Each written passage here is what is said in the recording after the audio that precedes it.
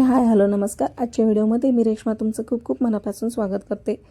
आता उद्यापासून नवरात्रीचे दिवस सुरू होणार आहेत आणि 9 दिवसाचं जागरण केलं जातं. तर या 9 दिवसामध्ये उपवास केले जातात. या दिवसामध्ये साबुदाणा खिचडी, वरीचा भात, बटाट्याची भाजी असे पदार्थ खाऊन कंटाळा आला असेल तर तुम्ही हा पदार्थ नक्कीच ट्राय करू शकता.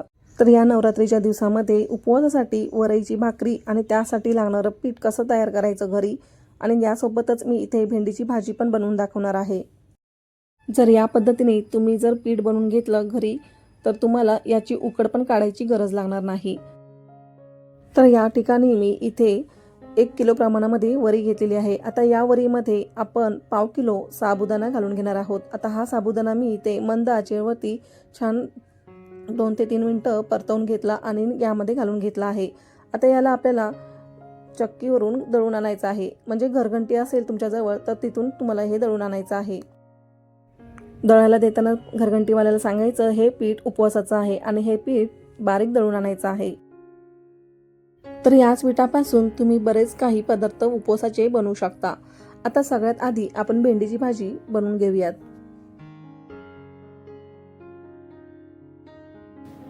तर सर्वात आधी कढई तापल्यानंतर आपल्याला बारीक कट केलेली ज्या आकाराची तुम्हाला भेंडी हवी आहे त्या प्रकारे कट करून घ्यायची आणि आपल्याला मध्यम आचेवरती ही भेंडी 5 ते 7 मिनिटं भाजून घ्यायची आहे. जेव्हा आपण अशी भेंडी भाजून घेतो ना, जो भेंडीमधला जो चिकटपणा असतो ना, तो चिकटपणा यामधील कमी होतो. जर तुम्हाला लवकर चिकटपणा कमी होऊन घ्यायचा असेल तर तुम्ही यामध्ये लिंबाचा रस पिळून घेतला तरी चालेल, जर तुमच्याकडे लिंबू चालत असेल तर. तर तुम्ही पाहू शकता भेंडीमधला बऱ्यापैकी चिकटपणा कमी झालेला आहे. आता ही भेंडी आपण एका भांड्यामध्ये काढून घेऊयात. यानंतर याच कढईमध्ये आपण ही भाजी बनवून घेणार आहोत.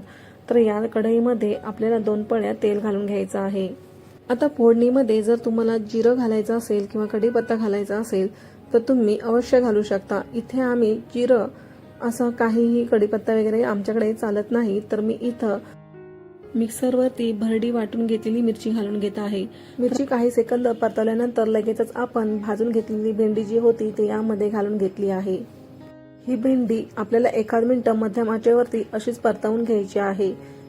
याला फार जास्त परतवायची गरज नाही, कारण आपण या आधी ही भेंडी भाजून घेतली होती. आता आपण यामध्ये 2 चमचे शेंगदाण्याचं कूट घालून घेतोय.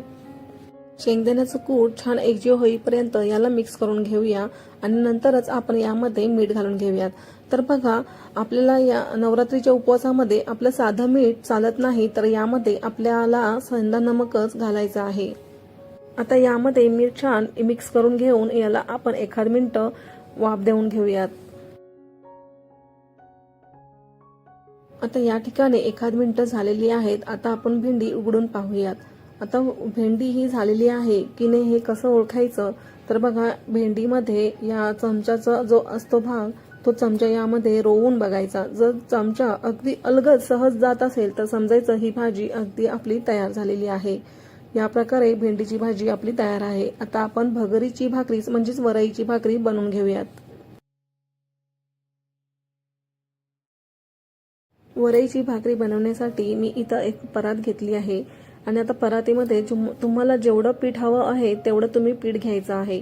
आता यामध्ये मी साधं पाणी घालून घेत आपण जसं भाकरीचं पीठ कसं मळतो त्या प्रकारे हे पीठ छान आपल्याला जास्त पातळ किंवा जास्त घट्ट न मळता असं म्हणजे नॉर्मल जसं पीठ असतं तसं आपल्याला मळून घ्यायचं आहे.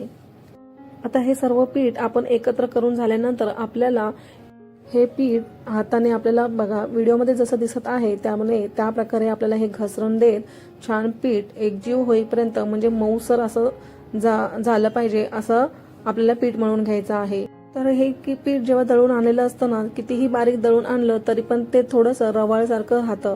त्यामुळे आपल्याला हे पीठ छान आपल्याला मऊसूद असं होईल इतकं आपल्याला हे पीठ छान मळून घ्यायचं आहे. आणि पीठ मळून झाल्यानंतर आपल्याला त्याचं टेक्स्चरही समजतं. तर बघा या प्रकारे हा आपल्याला गोळा करून घ्यायचा आहे आणि ताटावरती आपल्याला छान पीठ भुरभुरून घ्यायचं आहे आणि याची पिठाच्या गोळ्याला छान या प्रकारे आपल्याला असं करून घ्यायचं आहे आणि नंतरच आपल्याला भाकरी याची थापून घ्यायची आहे. असं केलं की भाकरी अगदी आपल्याला म्हणजे कडेने थापता येते आणि भाकरी थापताना आपल्याला कडेनेच थापत घेत अशी फिरवत फिरवत घेऊन जायची असेल तर बघा इथे मी माझ्या भाकरीला कुठेही चीर जात नाहीये. जर तुमच्या भाकरीला चीर जात आहे तर तुमचं पीठ व्यवस्थित मळलं गेलं नाहीये असं समजायचं आणि पुन्हा हे पीठ आपल्याला थोडं म्हणजे चांगलं घसरण देऊन शक्य तेवढं पीठ मळून घ्यायचं आहे. तर बघा या ठिकाणी भाकरी माझी थापून झालेली आहे. आता ही भाकरी उचलताना तुम्हाला व्हिडिओमध्ये जसं दिसत आहे अगदी अलगद आपल्याला पकडून ही भाकरी अशी उचलून घेऊन आपल्याला तव्यावरती टाकायची आहे. तव्यावरती टाकताना तवा छान तापलेला असावा आणि नंतरच आपल्याला यामध्ये भाकरी अशा प्रकारे टाकून घ्यायची आहे. जर भाकरी एका साईडला आली तर ती भाकरी आपल्याला तशीच तव्यावरती ठेवून द्यायची आणि ती थोडीशी म्हणजे तापली की नंतर आपल्याला ती उलटण्याने लगेच सरकवता येते. तर बघा पाणी लावण्याआधी आपल्याला या प्रकारे पाणी असं घ्यायचं आहे. जास्तच पाणी आपल्याला हातामध्ये घ्यायचं नाही. आणि आता भाकरीवरती पाणी सोडताना आधी आपल्याला साईडनी पाणी सोडायचं आहे, मध्यभागी आधी सोडायचं नाही आणि नंतरच आपल्याला सोडल्यानंतर हे पूर्ण भाकरीला आपल्याला हे पाणी पसरवून घ्यायचं आहे. जर जास्तीचं पाणी झालं तर पिठाचा गोळा घेऊन पुसून घेतला तरी चालेल किंवा हाताने जर तुम्हाला होत असेल तर तुम्ही हातानेही करू घेऊ शकता. आता यावरचं थोडंसं पाणी सुकलं की आपल्याला भाकरीच्या ज्या कडा असतात आधी सर्व त्या बाजूने कडा मोकळ्या करून घ्यायच्या आहेत. नंतरच आपल्याला ही भाकरी पलटी करून घ्यायची आहे. या प्रकारे कडा मोकळ्या करून घेतल्या की भाकरी तुटण्याची शक्यता अजिबात राहत नाही. तर बघा तवा व्यवस्थित तापला की भाकरी व्यवस्थित आपली भाजली जाते. तर आता ज्या कडा असतात त्या अशा वरती आल्या की आपल्याला या प्रकारे ह्या कडा दाबून घ्यायच्या आहेत. आता बघा भाकरी भाजल्यानंतर आता आपल्याला मागची जी बाजू जी आहे ती आपल्याला संपूर्ण एकसारखी भाजली गेली पाहिजे.